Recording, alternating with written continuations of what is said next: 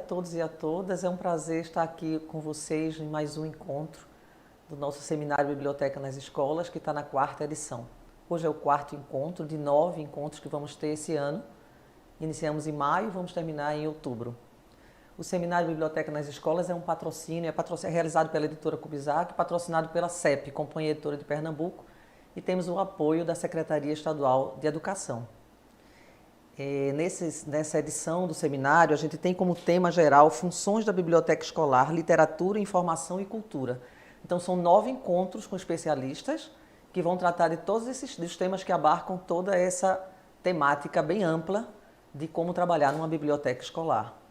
O tema de hoje é Agenda Cultural na Biblioteca Escolar.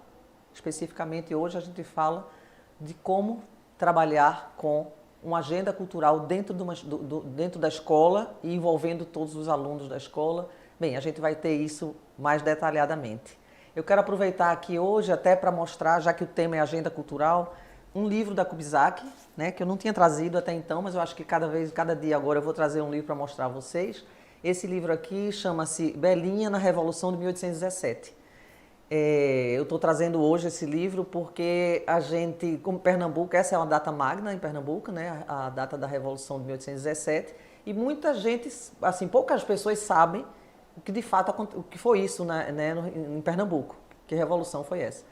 E é uma oportunidade de a gente trabalhar com as crianças, é um romance, então é uma história contada de forma romanceada, pelo ponto de vista de uma criança, e eu acho que é importante que quem trabalha com escola, quem trabalha nas escolas, nas bibliotecas escolares, comecem a trabalhar esse tema e outros mais, né? Logicamente, aqui é um tema histórico, não é exatamente isso. Literatura não necessariamente precisa ser um tema histórico, é obviamente que não, mas eu trago isso aqui como uma sugestão para vocês. É do autor pernambucano Paulo Santos. Nós temos hoje aqui, para abrir o seminário, uma contadora de histórias muito especial, que tem sempre me acompanhado nas trajetórias do seminário, já participou de outros seminários, Érica Versosa. Ela é pedagoga, especialista em literatura infantil e juvenil, mediadora de leitura, contadora de histórias, estudante de arte-terapia e biblioterapia. É leitora, formadora e ativista na luta pela garantia da democratização do livro, da leitura, da literatura e das bibliotecas.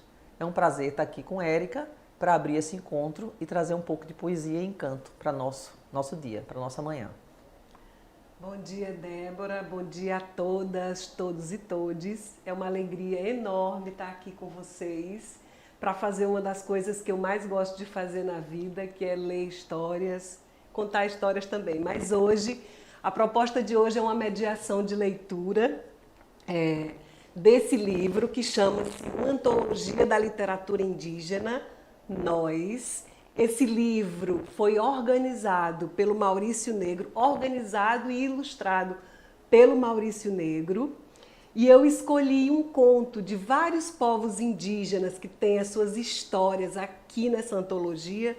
Eu escolhi um conto do povo da Sana. Então, antes, que está na página 81, então antes da gente começar a leitura, antes da gente mergulhar na história da tradição desse povo, eu quero primeiramente pedir licença ao povo da Sana para poder trazer a história para essa roda e para abrir esse seminário hoje.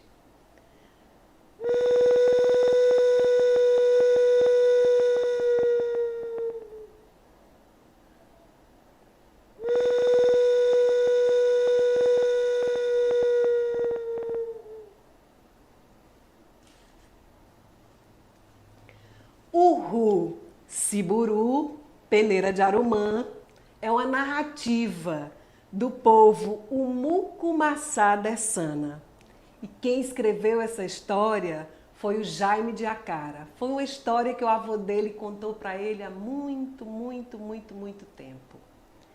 Ao cair da tarde na aldeia, um velho indígena juntou as crianças em frente à maloca para contar uma história sagrada sobre a origem da terra. Primeiro, ele se sentou no banco com um bastão cerimonial na mão direita, uma forquilha de cigarro ritual e um suporte de cuia de ipado.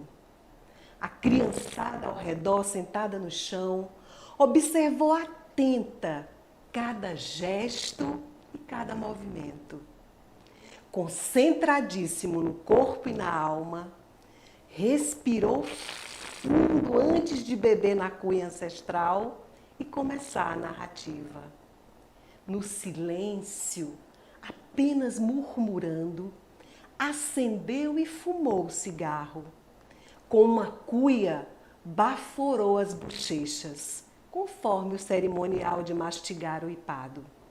É essa a vivência espiritual de um sábio do povo dessana, na sua forma de interagir e dialogar com seus ancestrais e também de envolver as crianças, convocadas a cerrar os olhos para melhor ouvi-lo narrar. Meus netos, prestem atenção no que eu vou contar agora. Gravem na memória esta história sagrada, porque um dia serão vocês a contar para os seus filhos e depois seus filhos contarão para os seus netos. E a história vai vingar de geração em geração, porque é parte do nosso corpo material e espiritual, como os nossos ancestrais consideravam os grandes mistérios e segredos que o Murineco, o avô do universo, usou na criação da Terra para sustentar a vida. Antigamente, existia somente esse ser iluminado na escuridão. O Murineco apareceu por si próprio. Naquela época, havia um lago de nuvens em forma de caverna e as faces de 4 colunas de cores diferentes: vermelho, amarelo, azul e verde. Nesse lago havia uma coluna central brilhante, com as 4 cores misturadas. Nela não se podia encostar. Ao redor flutuavam 7 cuias de vida, que piscavam na escuridão. Assim era o mundo antes da formação da Terra e da transformação da humanidade.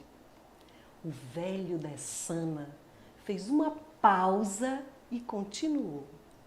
O Murineco tinha cansado da solidão. Logo teve a ideia de transformar as vidas que flutuavam nas 7 cuias do Muri de Rataro, o lago de nuvens. Ele transformou em seres iguais a ele e o chamaria de Umuri-Marcha, gente do universo. O avô do universo, em voz alta, anunciou assim seu desejo: Tuonari Macho, sábio eu sou. E assim como eu, Tuonari Macha, sábios também eles serão. E terão a mesma capacidade de criar e multiplicar. Como já falei, no princípio eram só nuvens, colunas, cuias de vida e escuridão. Faltavam a terra, as águas, as matas, os rios, os animais, os peixes. Por isso, antes de criar outros seres, a primeira coisa a fazer era a terra onde se pudesse morar. A terra que antes não havia não era redonda, tampouco quadrada. Não tinha forma alguma, cor ou luz.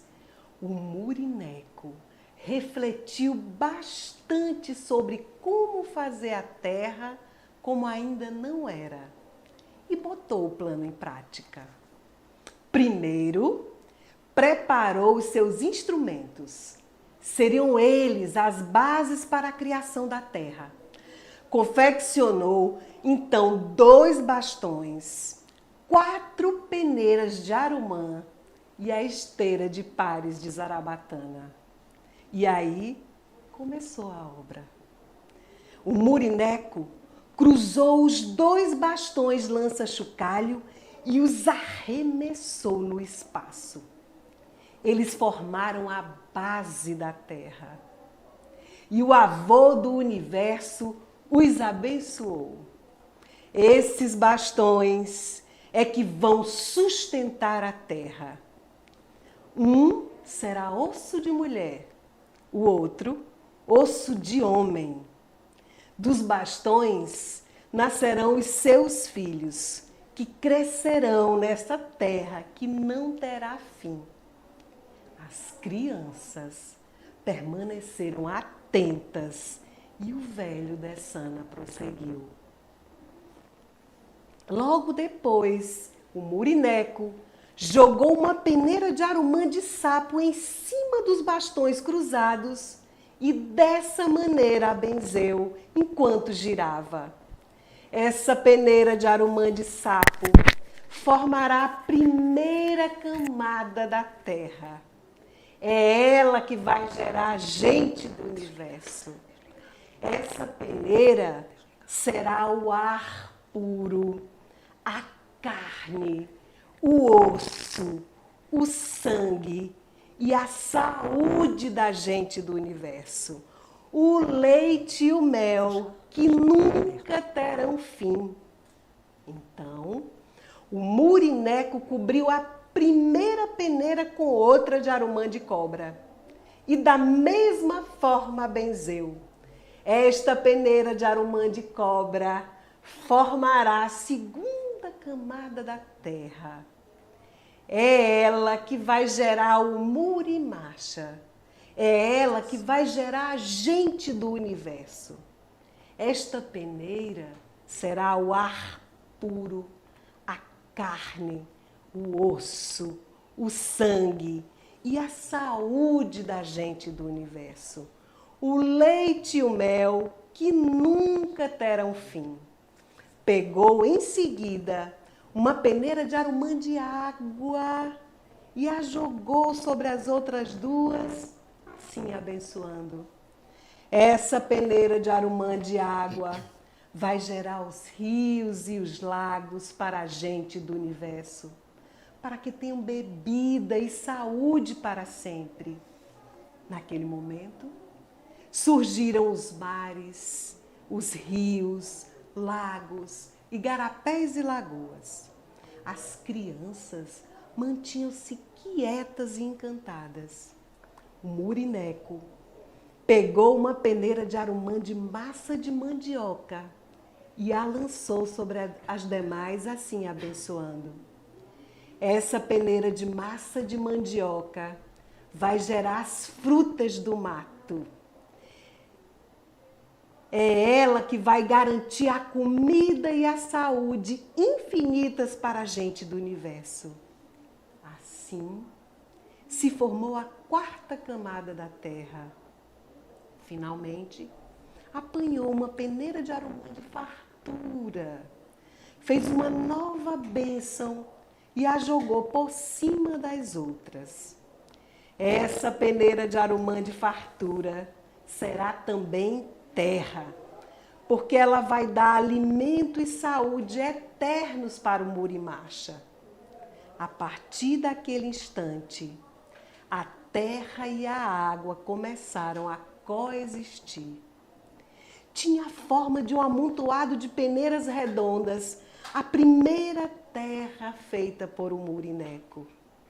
Ao constatar que tudo tinha dado certo, ele benzeu mais uma vez a terra criada.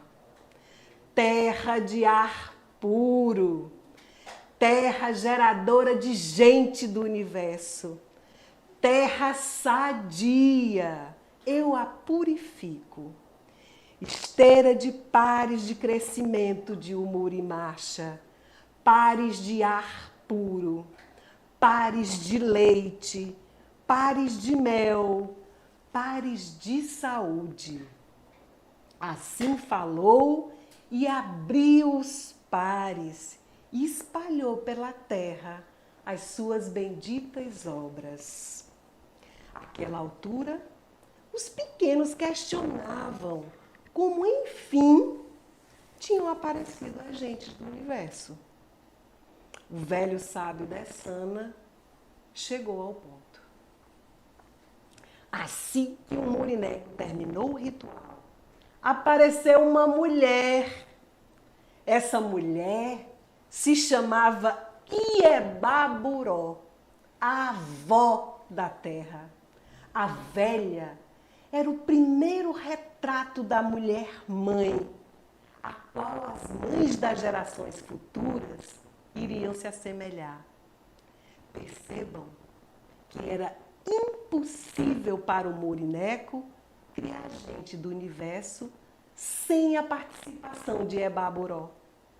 Os jovens compreenderam como tudo se formou e o motivo por que, quando escavamos o solo, várias camadas se revelam, que são justamente as peneiras utilizadas por o Murineco para formar a terra. O velho Dessana, enfim, arrematou. Na natureza, tudo é indissociável. Uma árvore é um ser humano. Suas folhas são cabelos. Os galhos são braços, raízes, pés. Por sua vez, a terra é a carne do corpo. E pelos rios irrigadas, como as veias que fazem nosso sangue correr.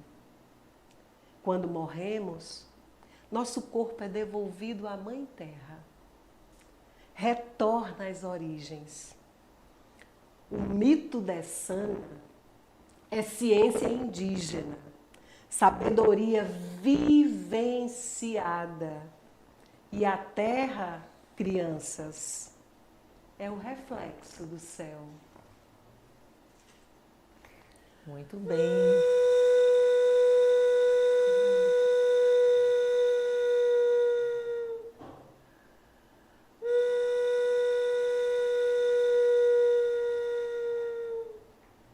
Salve o povo Dessana, salve os povos indígenas e que as histórias dos nossos povos indígenas, dos nossos ancestrais, estejam nas agendas, nas programações culturais de todas as bibliotecas, em todas as escolas nesse nosso país. Bom seminário para todas, muito obrigada pelo convite e aproveitem. Muito obrigada, Érica, que maravilha de história, que maravilha de conto. Muito bom ela ter trazido hoje esse tema, né? Ter trazido aqui a história contada, né? Da nossa formação, da formação da humanidade e da Terra por indígenas, né? Eu acho que isso foi uma deixa maravilhosa para a gente começar nosso trabalho de hoje. Eu quero lembrar que o Seminário Biblioteca nas Escolas tem como função a conscientização da sociedade como um todo e dos gestores públicos da importância das bibliotecas nas escolas, né? A gente ainda hoje não tem uma universalização das bibliotecas, nem todas as escolas têm biblioteca, nem públicas, isso entre as públicas e as privadas. Então é importante que a gente reforce isso, que esse tema seja debatido na sociedade, que a gente amplie esse debate. E uma outra função do Seminário Biblioteca nas Escolas é a formação dos profissionais que trabalham nessas bibliotecas. A gente hoje já sabe, e inclusive nesse seminário a gente tem falado muito sobre isso, aquela biblioteca do silêncio, que foi a biblioteca importada da Europa, essa não é a biblioteca que nós precisamos, né? Nós precisamos de uma biblioteca onde as pessoas sejam acolhidas, onde o hábito da leitura seja formado juntamente com a fruição de outras linguagens artísticas. Enfim, é um ambiente muito amplo, muito rico, que a gente precisa trabalhar, precisa construir. Eu quero chamar agora a nossa coordenadora pedagógica, Esther Rosa, responsável pela coordenação pedagógica deste seminário. Ela tem nos acompanhado desde a formação desse quadro de profissionais que estão se apresentando aqui no seminário e está nos acompanhando, fazendo a mediação. Esther Rosa, ela vai convidar a palestrante e vai fazer a mediação depois com um pequeno debate no final. Bem-vinda, Esther. Obrigada, Débora. É um prazer estar aqui novamente nesse quarto dia, né, em que a gente está realizando o seminário Biblioteca nas Escolas. A gente já tem uma participação intensa das pessoas que estão aqui no chat falando sobre a importância das histórias, a importância da mediação nos espaços das bibliotecas. Tem um comentário, inclusive, aqui, dando vivas aos nossos povos indígenas, né? O povo Pancararu, o povo Aticum, os povos daqui de Pernambuco. Então, a gente tem a alegria de estar com um público muito grande já acompanhando esse seminário, pessoas de todo o estado de Pernambuco. Eu vi aqui, né, do sertão, o Agreste, a Zona da Mata, a região metropolitana. A gente tem muitas pessoas que estão se identificando como professores e educadores que atuam em bibliotecas escolares nesses vários municípios e também das bibliotecas públicas municipais. Então, a gente tem um público bastante interessado nessa temática e o tema que a gente tem para hoje, como já foi anunciado por Débora, é a Agenda Cultural na Biblioteca Escolar. Nós já discutimos a questão do acervo, nós já conversamos sobre a questão da pesquisa na biblioteca e hoje a nossa convidada é a professora Lídia Eugênia Cavalcante, que é professora titular da Universidade Federal do Ceará, pós-doutora em Ciência da Informação pela Université de Montreal, Canadá, com pesquisas sobre memória e patrimônio digital, políticas e ações em bibliotecas públicas. Ela é doutora em Educação pela Universidade Federal do Ceará, mestre em História Social pela Universidade do Rio de Janeiro, especialista em Teorias da Comunicação e da Imagem e é formada em Biblioteconomia. Ela já dos nossos convidados até agora, a gente teve já a participação da professora Ivete e da professora Marília, também bibliotecárias, então é uma área que a gente considera fundamental para esse debate que a gente está encaminhando nesse seminário.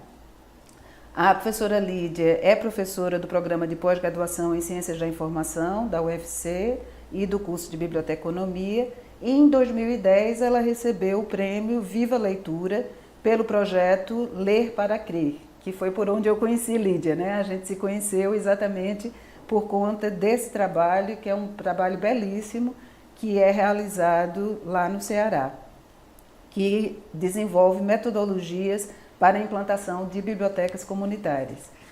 Ela é coordenadora pedagógica e conteudista do curso de formação de mediadores de leitura da Fundação Demócrito Rocha e, em 2019, coordenou o Salão do Professor na 13ª Bienal Internacional do Livro no Ceará. Ela desenvolve projetos e pesquisas no campo da mediação de leitura e da informação, formação de leitor, literacia, educação literária, bibliotecas públicas, comunitárias e escolares. Para a gente é um privilégio, uma alegria muito grande receber você, Lídia, aqui. Muito obrigada novamente por ter aceito o nosso convite e a gente está ansiosa para ouvir a sua fala e depois eu retorno trazendo as questões que a gente puder captar aqui no nosso chat. Muito obrigada. Bom dia a todos e a todas. Inicialmente, eu gostaria de fazer minha audiodescrição. Eu tenho a pele parda, cabelos pretos curtos acima do ombro, tenho olhos verdes, estou usando óculos com armação vermelha, tenho um rosto meio arredondado, estou com uma blusa branca e um colar de várias continhas verdes. Ao fundo, atrás de mim, tem uma estante de livros, um quadro com uma paisagem rural, alguns objetos de escritório e tem um navio e um barquinho de brinquedo também nessa estante.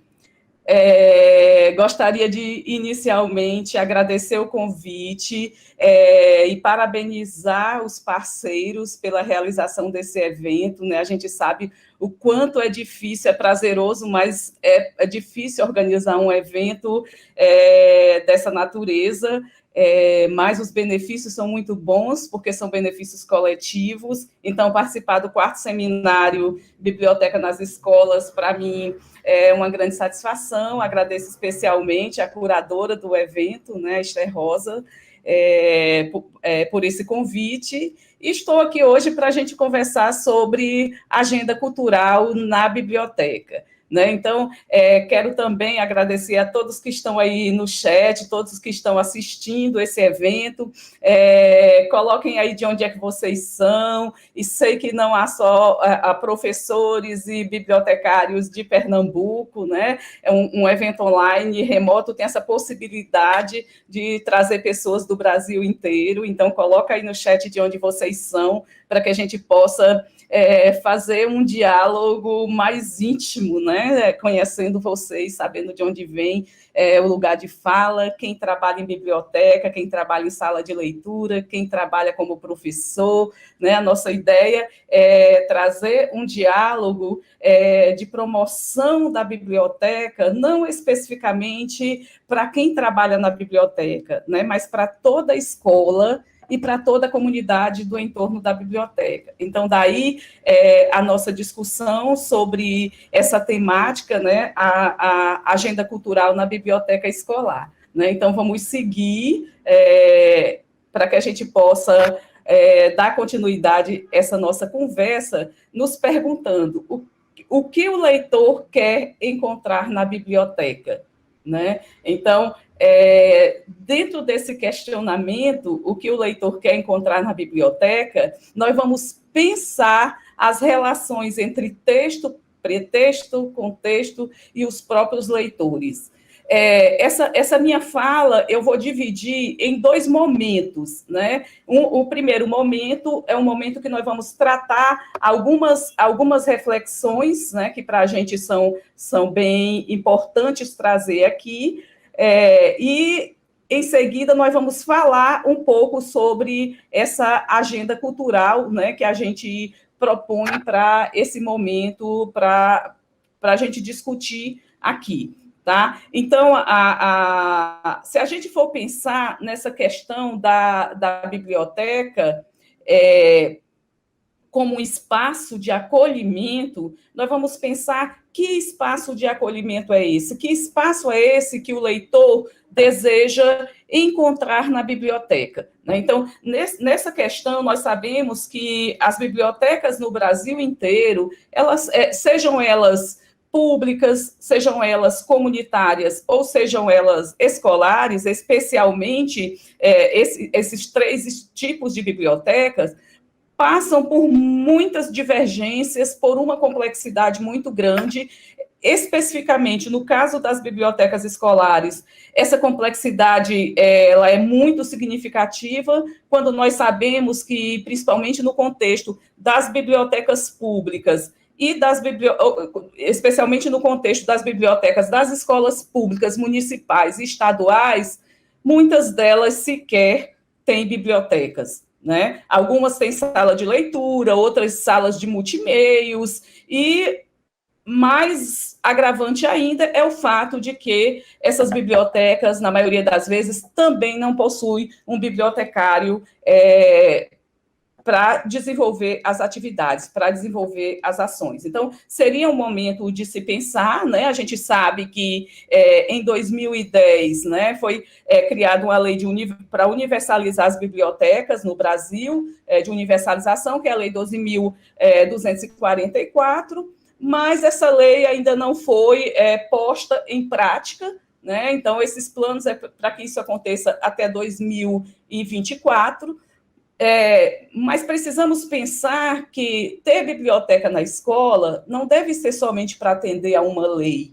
Ter biblioteca na escola é algo imprescindível, é algo necessário na formação dos estudantes e na contribuição do ensino-aprendizagem para os docentes, para os professores. Então, quando a gente pensa o que o leitor quer encontrar na biblioteca, vai nos trazer uma questão que vai para além do acervo, né, que vai para além do empréstimo, e nós vamos discutir pontos, por exemplo, como as práticas leitoras, nós vamos discutir pontos como a questão do contexto em que esses leitores vivem na comunidade, né, que vai se relacionar com uma biblioteca não passiva, mas uma biblioteca que é ativa, né, que atua junto aos coletivos da comunidade para compreender qual é o entorno em que esse aluno vive,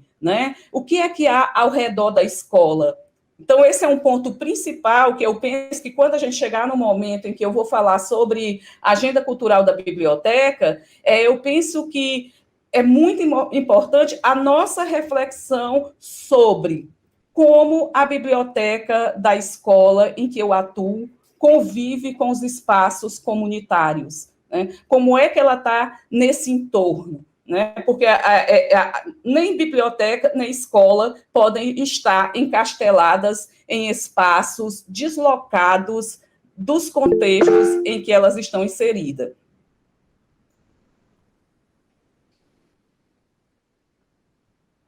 Então, vamos continuar, né, aqui com a apresentação dos nossos slides. Eu peço, por gentileza, que os nossos colaboradores nos auxiliem aí, né? Então, a gente, por gentileza, o slide de número 2.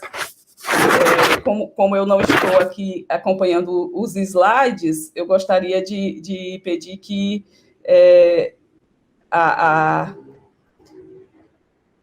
organização do evento passasse. Quero saber se está dando certo os slides, se está no... Agora vamos para o terceiro slide. Obrigada. Né? Então, agora nós vamos para falar sobre qual o papel da biblioteca na escola. Né? Esse papel da biblioteca na escola, ele está relacionado, eu costumo dizer, com 3 pontos muito importantes que a gente precisa ver. Um, que é a questão do ensino-aprendizagem, o outro é a questão da pesquisa e da ciência, e o outro, a questão da formação de leitores, que vai entrar para a leitura literária.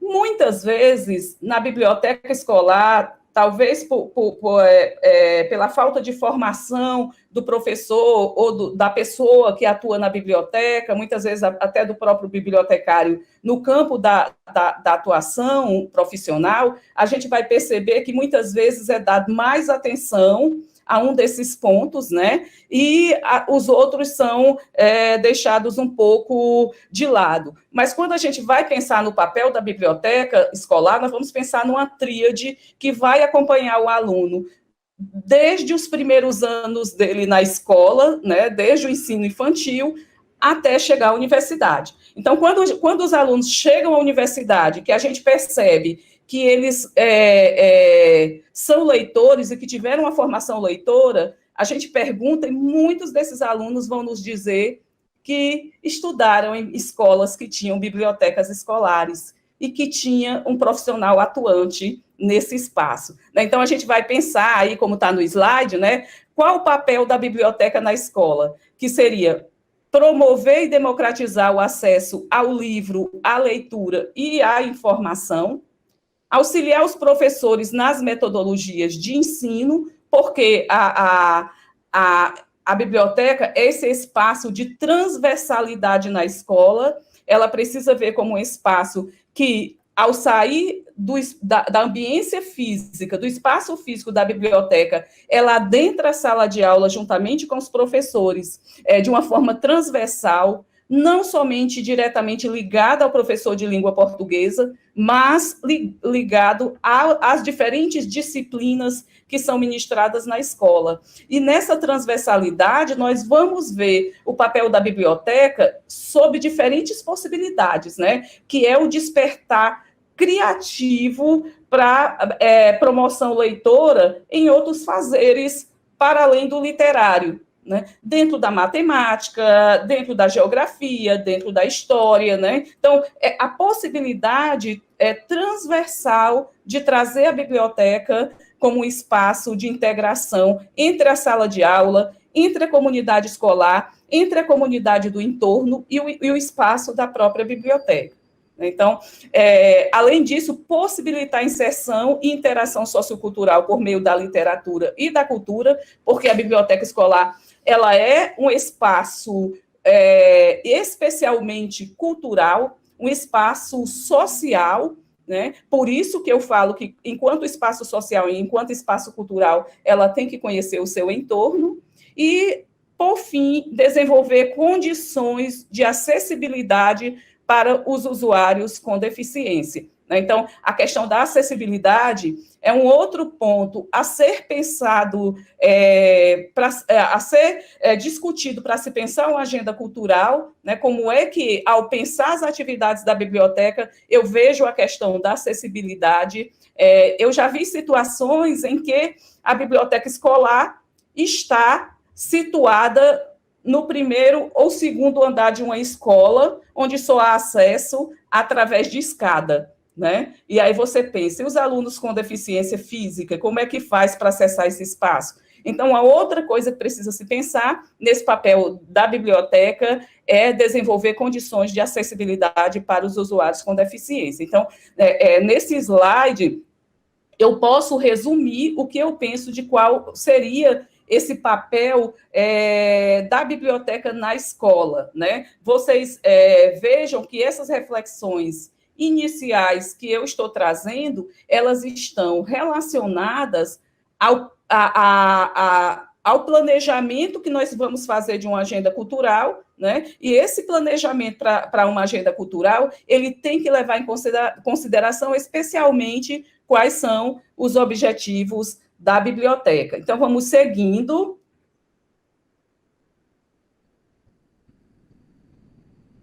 Quando a gente vai tratar sobre as potencialidades da biblioteca escolar, a gente vai refletir o que é que essa biblioteca tem para nos oferecer, o que é que ela tem para oferecer à sua comunidade.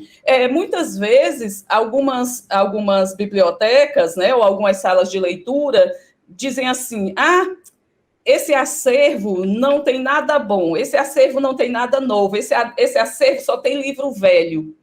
Aí, quando você vai olhar o que é chamado de livro velho, lá estão os clássicos, né? Então, obras maravilhosas, adormecidas nas estantes e que precisam ser acordadas. E acordar essas obras é tornar esses acervos dinâmicos, é dar vida e voz aos autores e aos textos que estão nas estantes, né? Então, esse passeio pelo bosque da biblioteca é conhecer o seu espaço, conhecer quais são as potencialidades, o que há no seu acervo. Você conhece o seu acervo?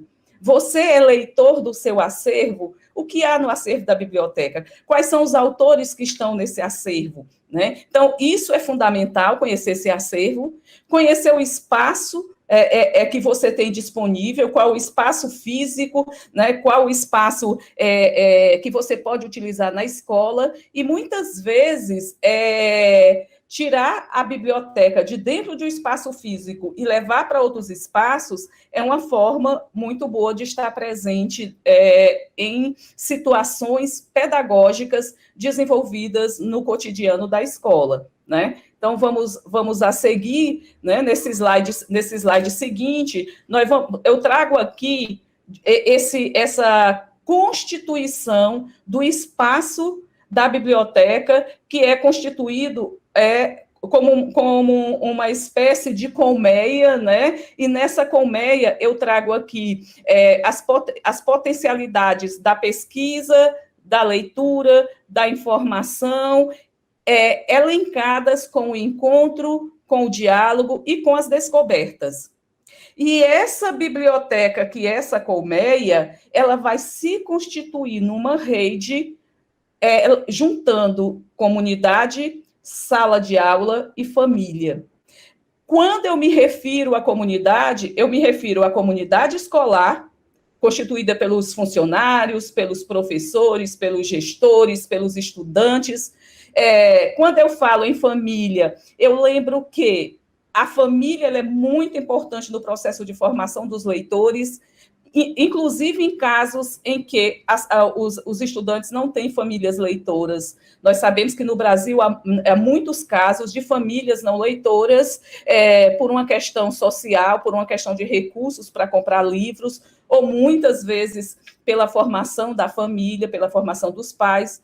Mas eu já vi casos em que os estudantes levaram a leitura para dentro de suas famílias e se tornaram mediadores e mediadoras de pais, de mães, de irmãos, contando histórias, incentivando a leitura dentro de casa, trazendo essa proposta mediacional da leitura para dentro de casa, né? Já pensou que coisa maravilhosa, que coisa linda uma criança que ajuda o pai, que ajuda a mãe, que ajuda o avô ou a avó se tornarem leitores? E a sala de aula, que, como eu falei há pouco, né, que é essa interação transversal de ações implementadas para o ensino-aprendizagem. Então, podemos seguir. Então, aqui a gente já pode falar dessa interação,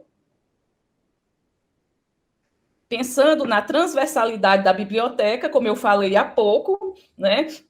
Eu não consigo ver a biblioteca escolar e a sua relação com as salas de aula somente com os chamados cantinho da leitura. Né? Muitas vezes, na sala de aula, tem o chamado cantinho da leitura. Também não consigo ver a bibliotecária como um espaço simplesmente da hora do conto. Né? Essa é uma atividade que provavelmente seja mais desenvolvida ainda nas bibliotecas escolares e é uma das ações mais antigas, né, que se vem desenvolvendo e que ela contribui para uma aproximação do aluno com o livro. Entretanto, ela não é suficiente. Né? O espaço da biblioteca ele precisa ir além da hora do conto, porque isso transforma a biblioteca em um momento em que o aluno vai para a biblioteca somente naquele momento da hora do conto. Né?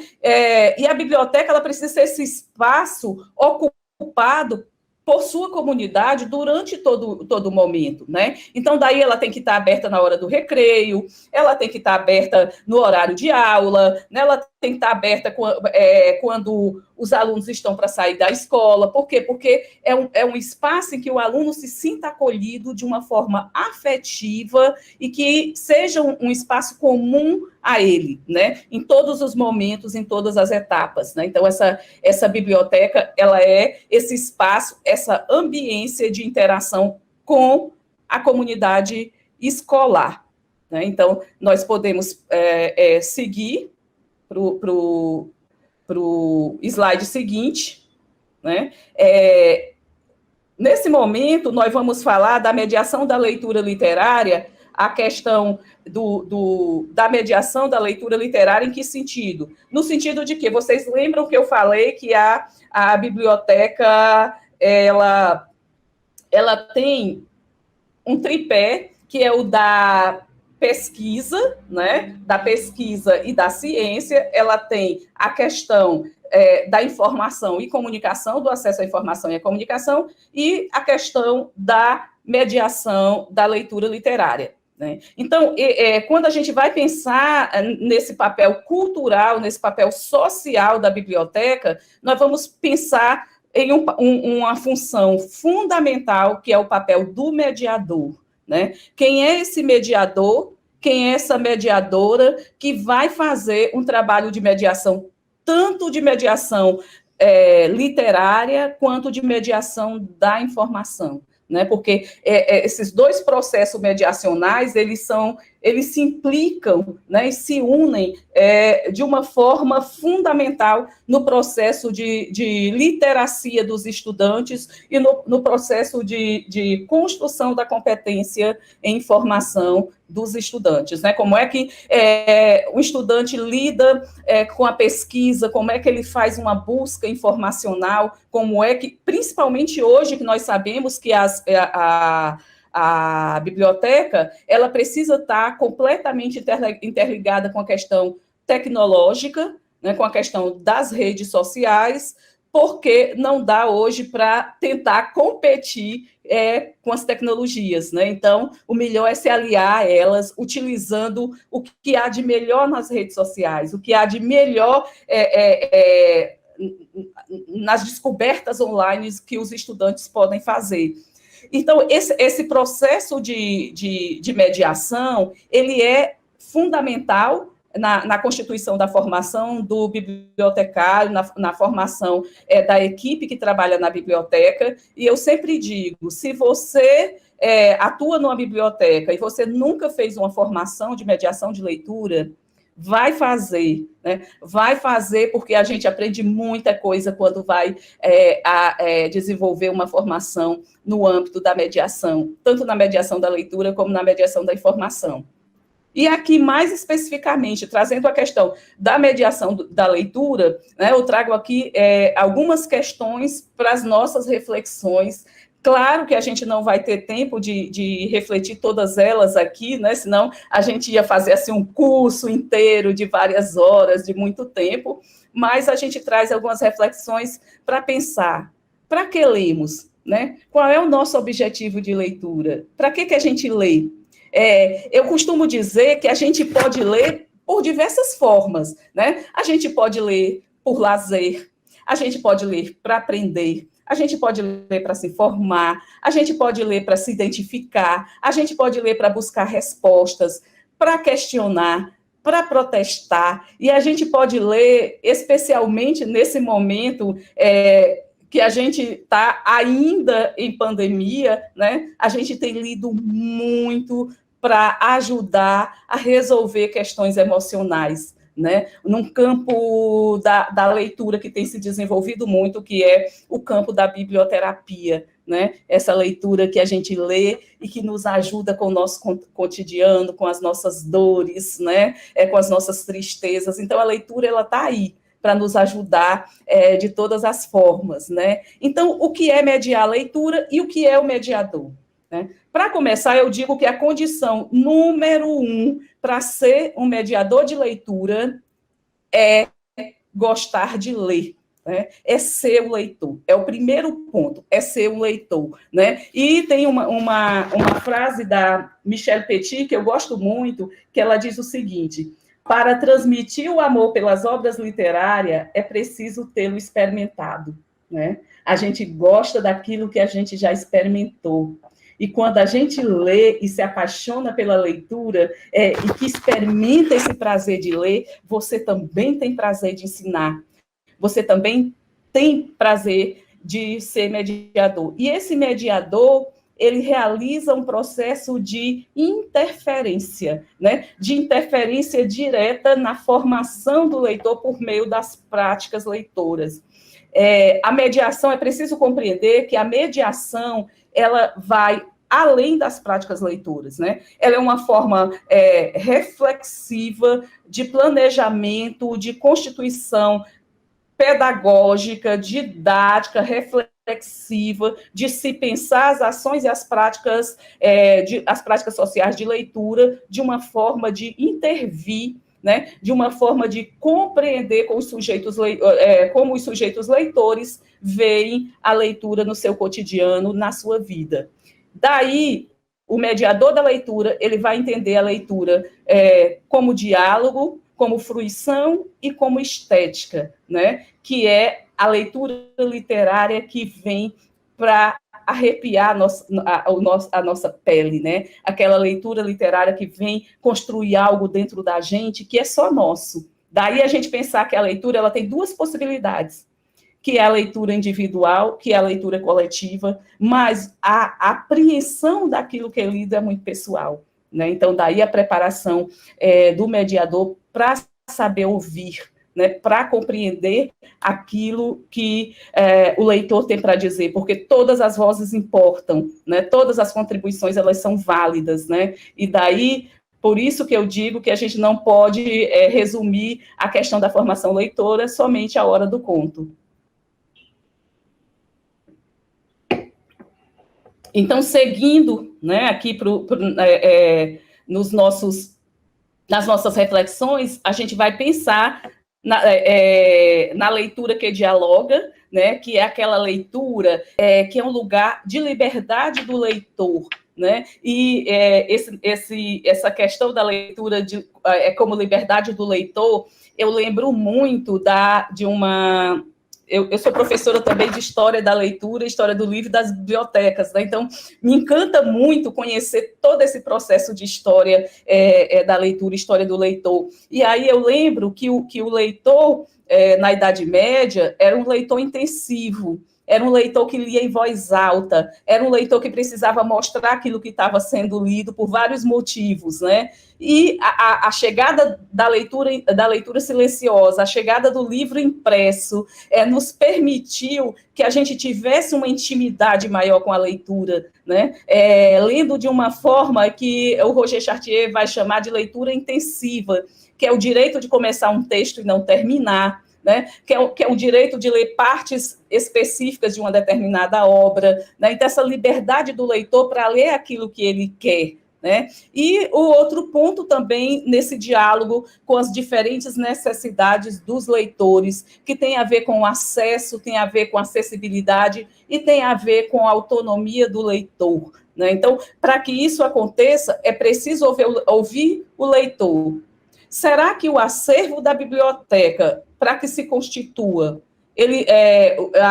o bibliotecário, a bibliotecária, a pessoa que atua na biblioteca, está ouvindo os leitores sobre o que eles querem ler, sobre o que eles esperam da biblioteca? Então, é uma reflexão para a gente pensar. Essa possibilidade de escuta para a constituição de um acervo, na biblioteconomia, nós vamos chamar de...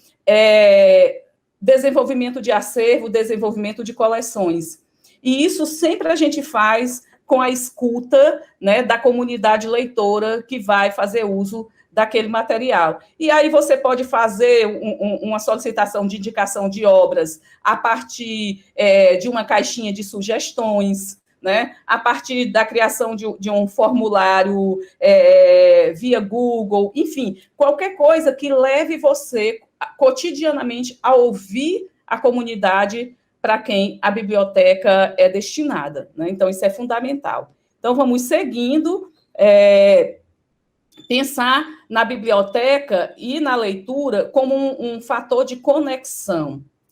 Essa conexão, a gente vai pensar no âmbito das diferentes possibilidades do ato de ler e na criação de relações afetivas com a biblioteca. Por exemplo, que tal criar uma comunidade de leitores na biblioteca, né? Então, você pode criar uma comunidade de leitores, por exemplo, com as crianças, né, das séries iniciais. Você pode criar comunidade de leitores com os adolescentes. Você pode criar comunidades de leitores com jovens. Você pode criar comunidades leitoras com os docentes, e você pode também criar um momento de união de todas as comunidades leitoras, né? Você pode convidar a família, que é essas diferentes possibilidades que o ato de ler traz, né? Que é a possibilidade de uma identificação de leitura, de uma identificação de gêneros literários, né? Que uma identificação de buscar respostas e questionamentos a partir daquilo que lê, que é o que a gente vai chamar de uma leitura crítica, né? Que uma leitura que vai para além de conhecer o texto lido, mas ela vai trazer condições de compreensão e apropriação daquilo que é lido, muitas vezes conectada com a realidade do leitor. A gente gosta de ler aquilo que a gente conhece, né? Que a gente se apropria, que a gente já ouviu falar. É muito legal quando você lê um livro e a história é ambientada em um determinado lugar que você conhece, e você diz, poxa vida, eu conheço esse lugar.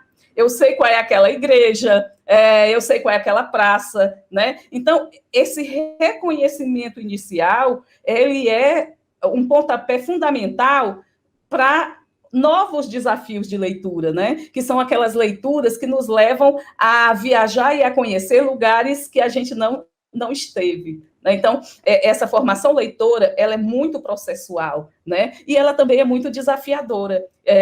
E os estudantes adoram desafios. Vocês devem saber muito bem como os alunos gostam de se sentirem desafiados, e é preciso dar a eles esse direito ao desafio, a descoberta do novo, a descoberta de que a biblioteca é um espaço para além das estantes, né? Que é um espaço de múltiplas vozes, que é um espaço de múltiplas linguagens. Então, seguindo, aqui nesse momento eu vou entrar nessa segunda parte que eu falei para vocês, né, que é a leitura, o que é o planejamento, que é planejar uma agenda cultural para a biblioteca escolar. Por que planejamento? Vejam bem, nenhuma ação pedagógica, nenhuma ação educativa pode acontecer sem um planejamento. Os professores sabem muito bem disso. Né? Eles planejam todas as atividades escolares, sejam elas do semestre, sejam elas do ano escolar, enfim, elas são planejadas. A mesma coisa. Uma agenda escolar, cultural, precisa ser planejada. E esse planejamento, ele não vai acontecer somente com o bibliotecário que vai pensar essa agenda.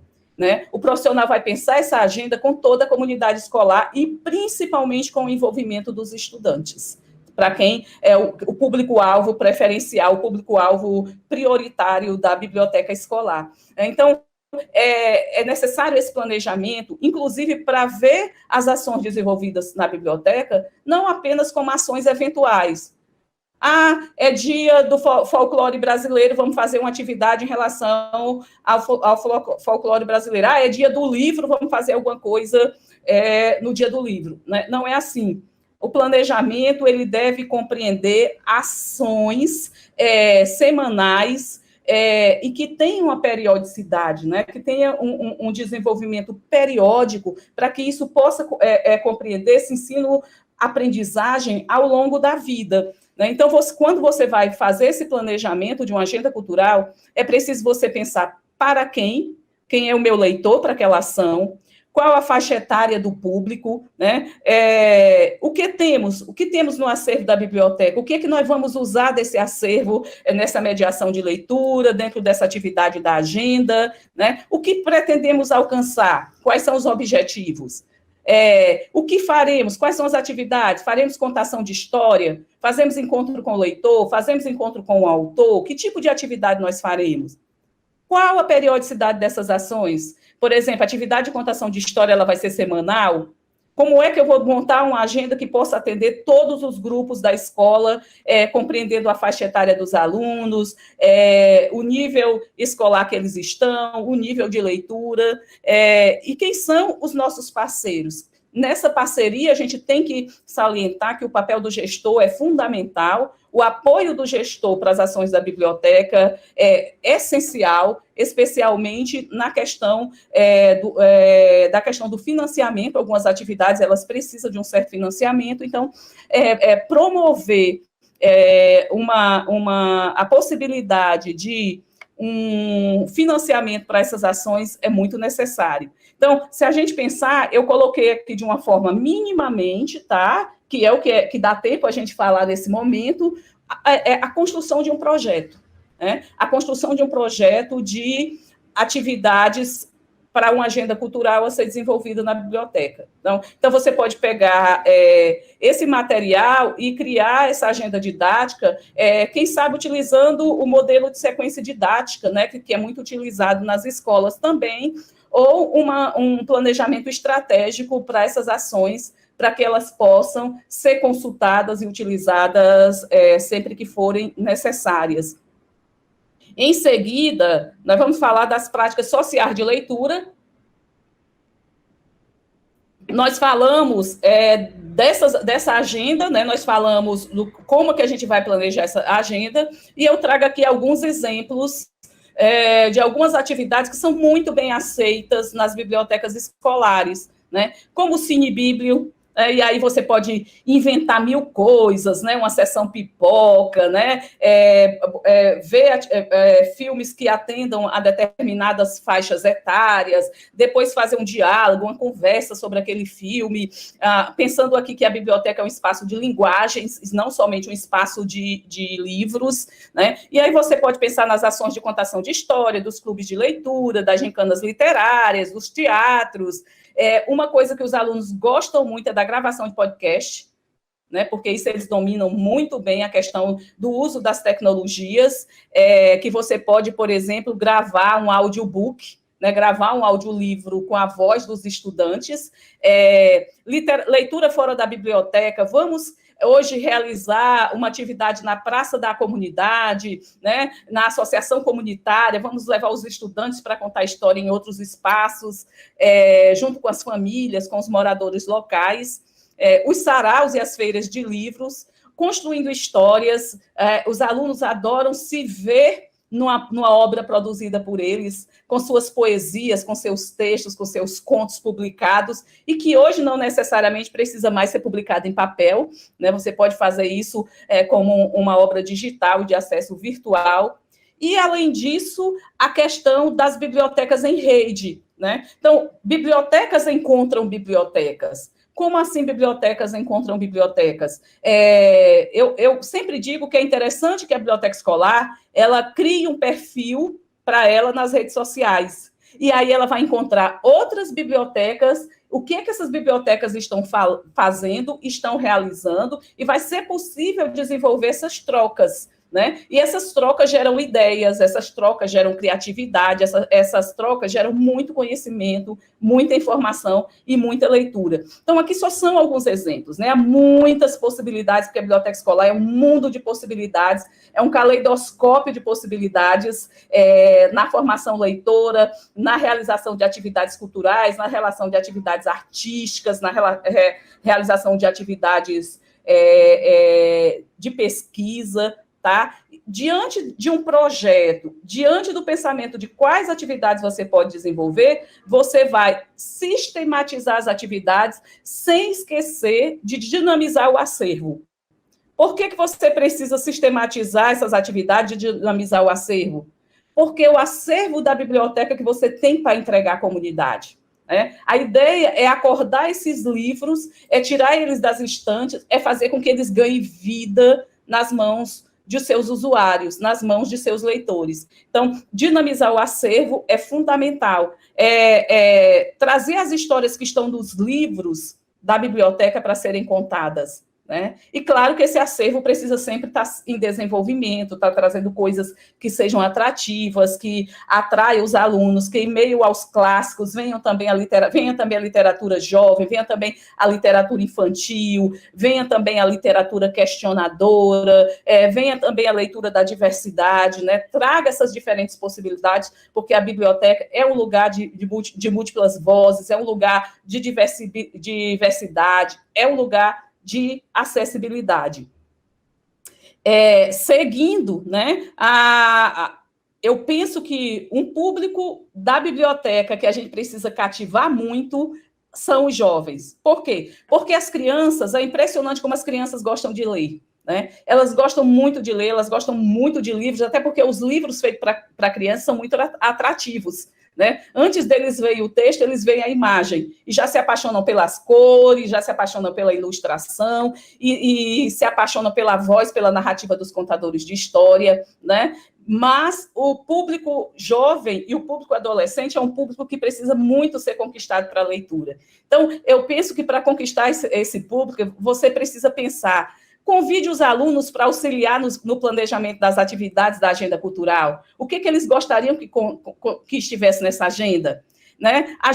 Convide os alunos a que eles façam a proposição de projetos de leitura, né? Que ele dê sugestões para aquisição de obras do acervo, que eles promovam a criação de clubes de leitura, né, a publicação de livros pelos próprios alunos com a escrita deles, e também com muito uso das tecnologias, como eu citei exemplo do podcast, e que eles também contribuem para alimentar a rede, as mídias sociais da biblioteca. Né? Então, só concluindo, porque sei que a gente precisa de 15 minutos aí para o nosso debate, para a nossa conversa que é fundamental, eu vou trazer aqui um último slide que é muito reflexivo e que vocês conhecem essa história muito bem, que é um textozinho da obra Alice no País das Maravilhas, né? Que é um livro muito filosófico, é um livro tido como uma literatura infanto-juvenil, e é um livro muito filosófico, traz para a gente muitos ensinamentos, né?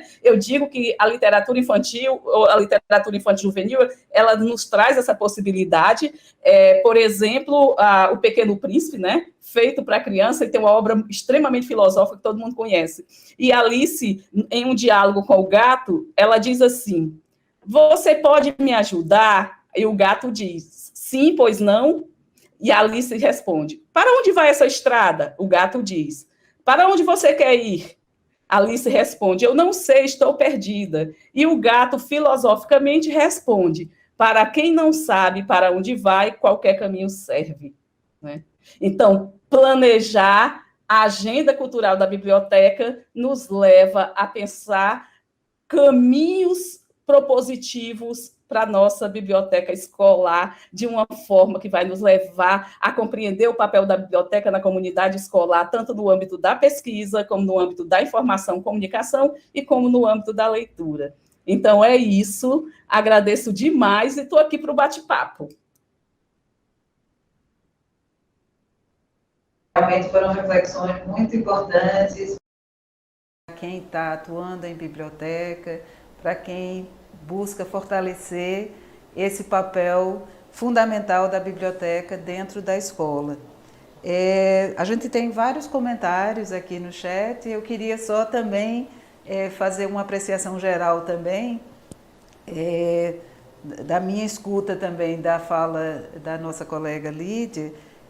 Eu acho muito importante que esse caminho que ela traçou para a gente, de que antes da gente pensar na própria agenda cultural da biblioteca, a gente precisa pensar, né, quais são as referências para constituir essa agenda, né? De que referências a gente vai partir? A partir de que compreensão do que é a biblioteca? Essa biblioteca como espaço de acolhimento, como espaço de transversalidade, como um lugar para despertar a criatividade, como lugar de interações, e esse destaque da questão da acessibilidade também. Né? Isso no nosso chat, várias pessoas elogiaram, inclusive, o fato de você fazer a sua audiodescrição. Infelizmente, hoje, por uma questão operativa, a gente não está ao vivo com a tradução em Libras, mas na sequência esse material vai ser também disponibilizado em Libras, e isso tem sido um cuidado também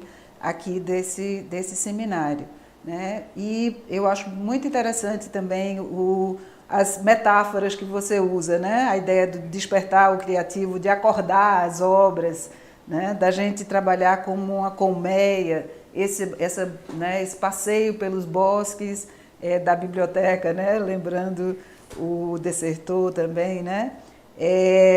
E eu acho que, assim, para mim, o destaque dessa questão inicial é exatamente assim, a gente buscar pensar na agenda cultural como alguma coisa que fortalece essa identidade da biblioteca que a gente quer construir dentro da escola, como esse lugar de conexão, como esse lugar de mediações, de diálogos, de escuta também. E um outro destaque que eu faria também é essa ideia de que, para a gente fazer uma agenda cultural para a escola, para a biblioteca escolar, é importante planejar.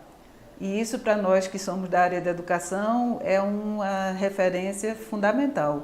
É a ideia de que todas as nossas ações precisam ter intencionalidade pedagógica. E para ter intencionalidade pedagógica, a gente precisa se perguntar como, com quem, para quê, né? Quando, e a agenda cultural não ser fruto de um acaso, de alguma coisa que, claro que os acasos podem acontecer, mas que é importante e é fundamental que o planejamento esteja presente. E aí você faz referência, inclusive, às sequências didáticas, a projetos didáticos, que são formas de organização do trabalho pedagógico na sala de aula, mas que também são muito bem-vindos na biblioteca escolar. Antes de colocar, né, algumas participações dos nossos ouvintes, né, das pessoas que estão, mais de 200 pessoas simultaneamente estiveram aqui, né, pelo menos o horário que eu olhei, eu queria lhe fazer uma pergunta, Lídia, porque você começou, inclusive, ressaltando, e a sua fala toda destaca muito essa importância da biblioteca como esse lugar de ponte para o entorno, para os espaços comunitários. E esse é um debate que a gente ouve muito, por exemplo, nas bibliotecas comunitárias, a ideia do enraizamento. E como é que é o desafio de fazer esse enraizamento a partir da biblioteca escolar para o entorno, para os espaços comunitários? E esse é um debate que a gente ouve muito, por exemplo, nas bibliotecas comunitárias, a ideia do enraizamento. E como é que é o desafio de fazer esse enraizamento a partir da biblioteca escolar e também pensando na ampliação cultural, que é claro que a gente precisa, né, se abrir para a comunidade local e trazer os conhecimentos da comunidade local para serem materiais da biblioteca, mas também como é que a biblioteca é essa fonte de ampliação, de ampliar o nosso universo cultural. Você falou, inclusive, das tecnologias. Eu queria ouvir você um pouco sobre isso. E aí, na sequência, eu volto com alguns comentários também do nosso chat. Uma coisa interessante que eu acho que vale a pena a gente citar aqui o fato, acho que está dando eco, né, na minha voz. Eu estou ouvindo. Um dos fatos importantes que eu acho que deve ser citado aqui é que, normalmente, as escolas, especialmente as escolas públicas municipais, né, elas estão situadas em comunidades e os estudantes dessa escola, normalmente, eles habitam o entorno, né? E, muitas vezes, essa ausência da escola, né, porque muitas vezes a escola ela está encastelada, claro que existe uma série de fatores aí que a gente não cabe aqui discutir, como a questão da segurança da biblioteca, segurança dos estudantes, etc. Mas esse planejamento de ações que envolva a comunidade, provavelmente elas vão contribuir para esse envolvimento de trazer questões pacíficas para a comunidade, né? Desculpe, vocês estão ouvindo uma sirene de ambulância, né? É porque quando a gente faz atividade remota tem essas possibilidades. Bom, e aí a comunidade ela pode apresentar uma contribuição muito grande se ela for parceira da escola, né? Então, a gente sabe que escolas que fazem essa parceria com a comunidade, com as associações de moradores, né, com os grupos culturais, com os grupos de idosos, elas vão perceber um link que é muito afetivo de compreensão do valor da escola para a comunidade. Então, acontece muito isso, dessa parceria dinâmica de fazer com que tanto a escola quanto a biblioteca deixe de uma atitude passiva, não tenha uma atitude passiva na comunidade e passe a ter uma atitude ativa. Porque, muitas vezes, a biblioteca está naquele espaço da escola só para emprestar livro para os alunos, ou então para ficar um espaço que os alunos sentem lá quando o professor faltar, mas ela não tem essa atratividade a partir de uma agenda cultural, a partir de um planejamento, né? E envolver essa participação comunitária pode ser a partir de coisas simples, como, por exemplo, quem são os escritores do bairro. Toda comunidade tem escritor, toda comunidade tem um músico, toda comunidade tem grupos de dança. Então, como é que a gente traz esses artistas do bairro para promover uma ação cultural dentro da agenda da biblioteca, né? Isso vai gerar identificação, isso vai gerar identidade, isso vai gerar afetividade, eu acho que é fundamental. Obrigada, Lídia. Eu vou, então,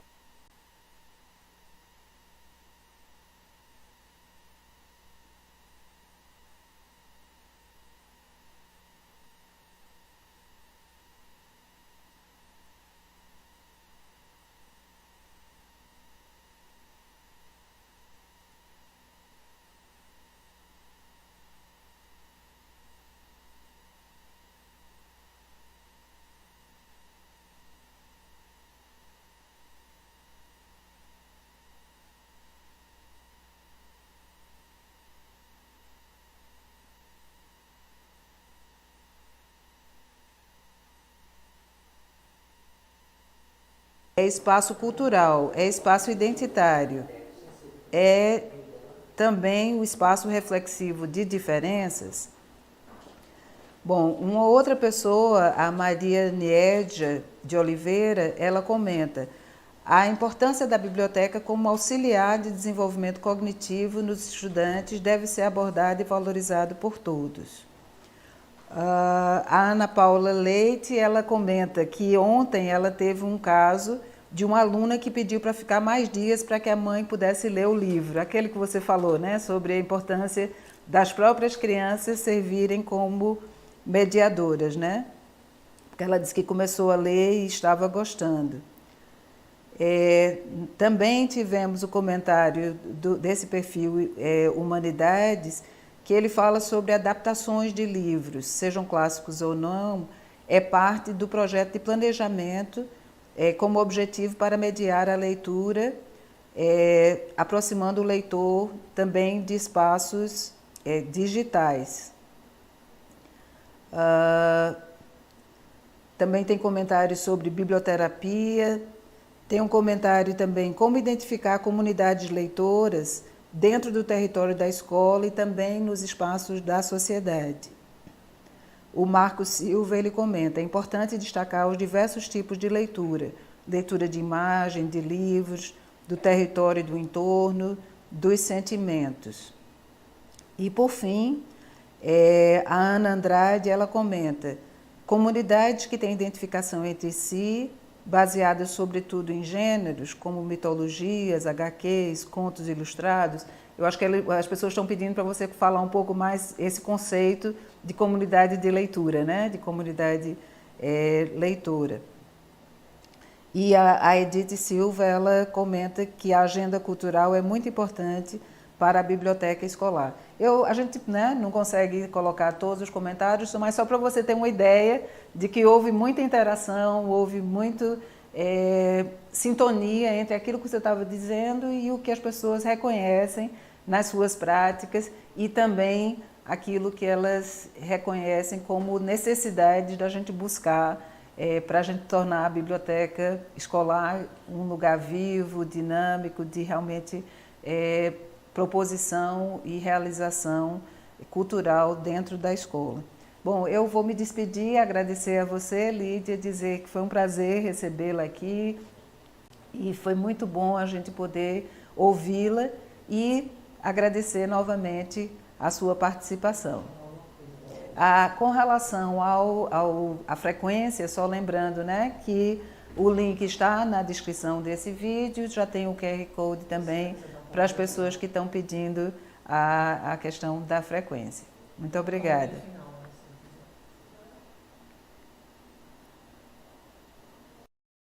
Gostaria de encerrar minha fala, né? Vejo que as contribuições e o diálogo iniciou, né? Muitas questões. Eu tô ouvindo o eco da minha voz aqui. E especialmente em relação às comunidades leitoras, eu penso que nós precisamos constituir essas comunidades leitoras dentro da escola, né? Juntando os perfis de leitura dos estudantes, os interesses por poesia, o interesse por literatura, o interesse por obra de ficção ou de não ficção, né? Então, você vai construir essa comunidade leitora, marca na agenda, marca um dia, olha, hoje faz um convite, vamos formar uma comunidade leitora, vê quem vai, né? Quem tem interesse, né? A comunidade leitora, ela lembra os clubes de leitura, só que ela tem um perfil mais periódico, ela tem um perfil mais envolvente em termos de mobilização de leitores com propósitos, né? Sobre comunidade leitora, vocês vão encontrar muitos textos na internet, né? Há algumas publicações sobre isso, especialmente do autor que se chama Delia Lerner, né? Que traz esse conceito, que traz esse estudo sobre as comunidades leitoras. Sobre formação de mediadores de leitura, é fundamental, né, como eu falei, busca informação. Há um curso na Fundação Demócrito Rocha, que é um curso à distância, inclusive que eu fiz a coordenação pedagógica, tá? Então, vocês procurem Fundação Demócrito Rocha, que vocês vão localizar essa formação de mediadores de leitura. É um curso bem interessante, com módulos de diferentes possibilidades.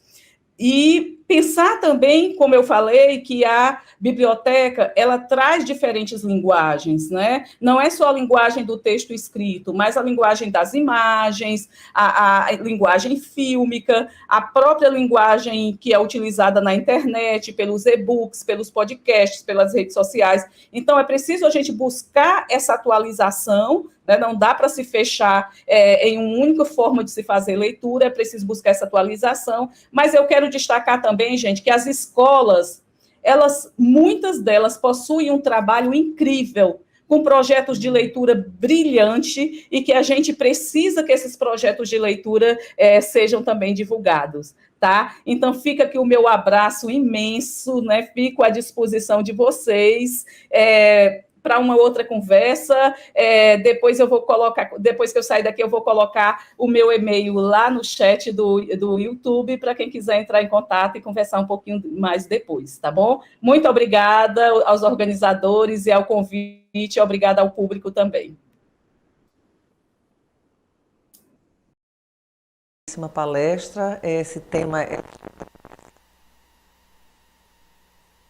fundamental para dinamizar, né, para atrair o público para a biblioteca, para manter esse público, esses jovens, essas crianças nas bibliotecas escolares. Eu acho que é um tema que vocês que estão aí assistindo podem se aprofundar e seguir os conselhos de Lídia, de fazerem cursos, de procurarem formação nessa questão da mediação de leitor, né? Eu acho que é super importante. Quero agradecer sua presença e a presença de todos. E também pedir a vocês, convidar vocês para seguirem as redes sociais da Editora Kubizak e do Seminário Biblioteca nas Escolas. Eu acho que é um espaço que a gente pode dialogar e trocar ideias. Principalmente o do seminário, eu acho que a gente tem como ter esse ambiente, né, para continuar. Estamos aqui em 9 encontros, né, vamos fazer 9 encontros e os desdobramentos disso podem ser grandes. As próximas palestras, a gente não vai ter palestra no mês de julho, é férias escolar, e nós vamos retomar no dia 5 de agosto, com letramento literário na Biblioteca Escolar com Rio do Cosson. No dia 19 de agosto, o espaço da biblioteca como mediador na formação de leitores, com Edmir Perrotti. No dia 2 de setembro, Círculo de Leitura como metodologia na formação literária na escola, com Clécio Buzen. No dia 23 de setembro, a mediação de temas sensíveis para a infância, Mônica Batista. E no dia 7 de outubro, que é o último dia do nosso encontro, Perspectiva Inclusiva na Biblioteca Escolar, com Vilma Pastor. Eu agradeço a todos vocês a presença, conto com vocês no próximo encontro e, lembrando, o QR Code já está disponibilizado na tela para que vocês possam registrar a presença, assim como o link que foi colocado também no chat. Muito obrigada, tenham um bom dia e um bom fim de semana.